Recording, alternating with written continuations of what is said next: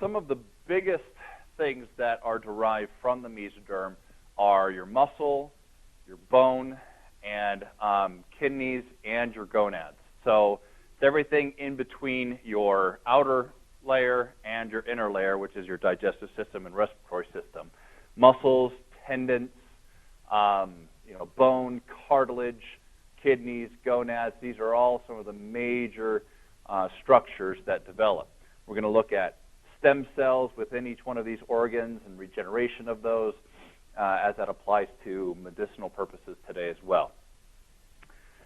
So let's look at the various components, because as gastrulation occurs and as the mesoderm starts finding its various locations, it starts becoming divided into various sections, each one with their own derivatives. Now, the cord of mesoderm is the notochord, which we've talked about as part of the signaling process of the neural tube, sonic hedgehog. You're going to see that again today. It not only ventralizes the neural tube, but it also plays a key role in differentiating the paraxial mesoderm. Okay, so this plays a major role in not only the nervous system development, but also bone and muscle and things of that sort.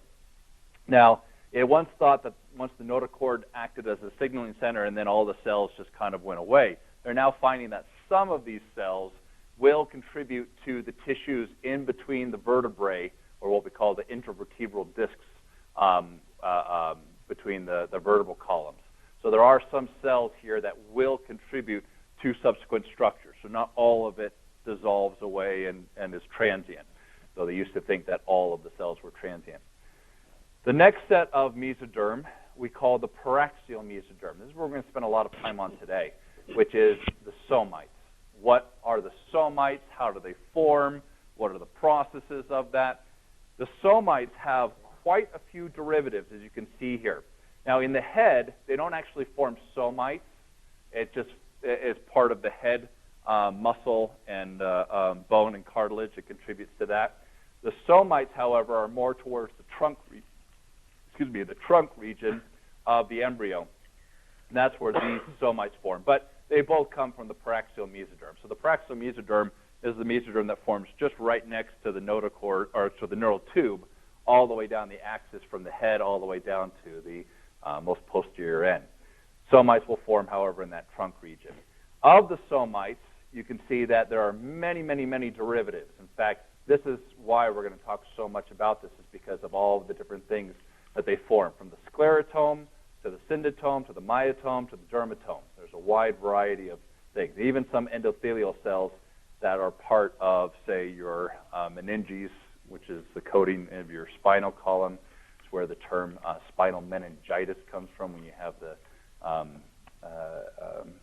infection. The lateral, in between the paraxial and the lateral plate mesoderm, we have the intermediate mesoderm. This is where the kidneys and the gonads are going to form.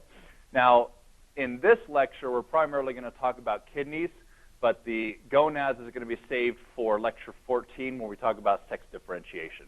So mainly in this lecture, we're going to talk about how the kidneys form, but the gonads also form. You'll see a tight correlation between these two in terms of their overall formation. And then the lateral plate mesoderm, we talked a little bit about this. Remember that part of the lateral plate mesoderm is involved in limb outgrowth, as we just went over, in terms of inducing the overlying ectoderm in various regions. So that's where the lateral plate mesoderm comes into play. It forms its own derivatives, but most of it we've already talked about in terms of its contribution to limb outgrowth and formation. So let's look at the overall gastrulation and how these different regions start forming up. We've already looked at how we get neurulation, and the neural plate forms, and you get cells migrating through the primitive groove in the Henson's node. As the neural tube closes up and you get these cells migrating through, you can see the earliest stages of the somite formation, which is the paraxial mesoderm. Then you get the intermediate mesoderm here, and you get the lateral plate mesoderm forming over here as well. So let's look primarily at the paraxial mesoderm. Later on, these somites are actually going to become super stretched out and long, and there's a wide variety of cells that are going to come. Initially, they're kind of these round spheres, but eventually they'll start kind of moving out to where they'll form multiple layers, and each one of those plays a contributing role. We already know somewhat about the somites in terms of their role in neural crest cells migrating, as well as the axons projecting from the dorsal neural tube and projecting out through there. So let's focus on these somites